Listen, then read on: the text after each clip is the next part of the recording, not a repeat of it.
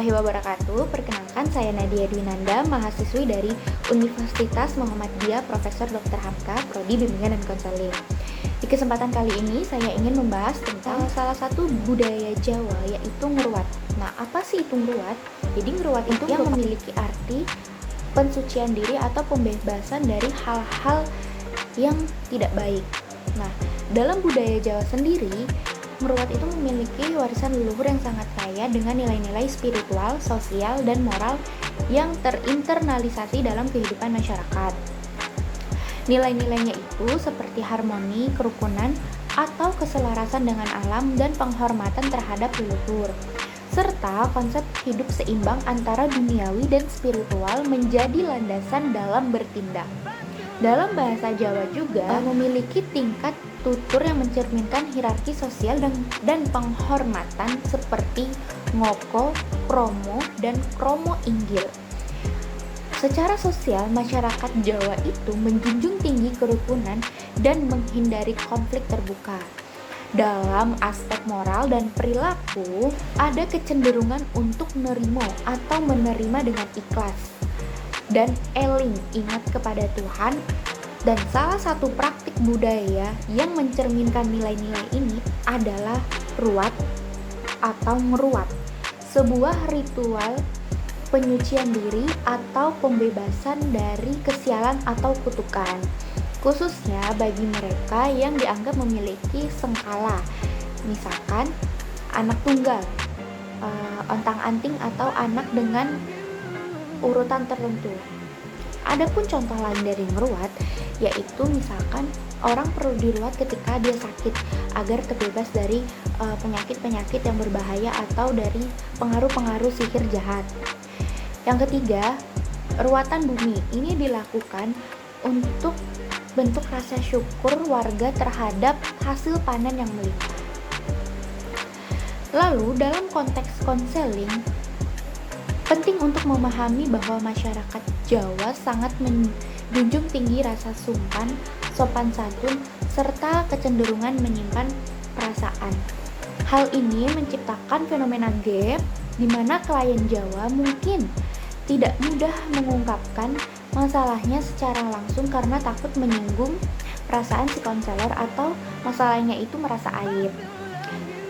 Selain itu, kepercayaan terhadap kekuatan supranatural dan ritual seperti ruwatan menunjukkan bahwa penyelesaian masalah tidak selalu dilakukan melalui pendekatan rasional modern, tetapi bisa melalui pendekatan spiritual tradisional. Contohnya seperti ngruwat. Jika proses konseling mengabaikan dimensi budaya ini, efektivitasnya itu bisa menurun. Selanjutnya, fenomena gap yang muncul adalah ketegangan antara nilai-nilai budaya tradisional dan pendekatan modern dalam penyelesaian masalah. Dalam budaya Jawa, kepercayaan terhadap hal-hal gaib dan ritual seperti ruwatan sering dianggap tidak ilmiah oleh generasi muda atau pendekatan psikolog barat. Di sisi lain, masyarakat yang masih percaya ritual merasa tidak nyaman jika ditangani dengan cara yang sepenuhnya modern. Ketidaksesuaian ini menciptakan jarak antara pendekatan konseling konvensional dan kebutuhan kultural masyarakat Jawa. Adapun juga beberapa penelitian terdahulu menyinggung tentang praktik ruwatan dalam budaya Jawa, seperti dalam karya Haryanto di tahun 2014 yang meneliti makna simbolik ruwatan atau penelitian oleh Sugiarto di tahun 2017 mengenai ruwatan dalam penyembuhan trauma psikologis. Namun, penelitian ini cenderung fokus pada aspek antropologis, filosofis, atau simbolik dan belum banyak yang secara eksplisit mengaitkannya dengan praktik konseling kontemporer. Selanjutnya, ada kelemahan utama dari penelitian terdahulu adalah minimnya integrasi antara praktik budaya lokal seperti ruwatan dengan teori dan praktik konseling modern. Penelitian lebih banyak bersifat deskriptif dan tidak mengembangkan pendekatan intervensi atau model konseling berbasis budaya. Hal ini menunjukkan adanya gap teoretik teoritik dalam mengadaptasi konsep-konsep budaya lokal ke dalam kerangka konseling yang ilmiah dan aplikatif.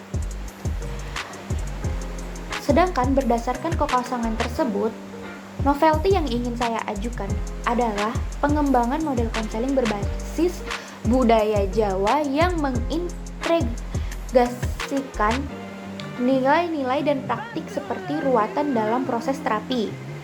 Model ini akan memfasilitasi pemahaman klien terhadap makna simbolik dari kesialan atau masalah psikologis yang mereka sedang alami, serta membuka ruang bagi penerimaan spiritual sebagai bagian dari proses penyembuhan. Ini bisa menjadi pendekatan hybrid antara psikologi transpersonal atau pendekatan budaya lokal. Setelah itu, saya ingin juga membawa nilai-nilai budaya profan seperti ini dari sekedar ritual tradisional menjadi media refleksi psikospiritual yang memiliki makna dalam proses konseling. Dengan pendekatan ini, ruatan tidak hanya dipahami sebagai upacara adat, tetapi sebagai simbol pelepasan beban psikologis, pengakuan terhadap masa lalu, dan pembaruan diri. Nilai-nilai budaya ini akan diposisikan ulang sebagai aset dalam membangun intervensi psikologis yang bermakna dan kontekstual. Nah, itulah penjelasan tentang meruat dalam budaya Jawa dari saya. Sekian, terima kasih. Kurang lebihnya mohon maaf. Wassalamualaikum warahmatullahi wabarakatuh.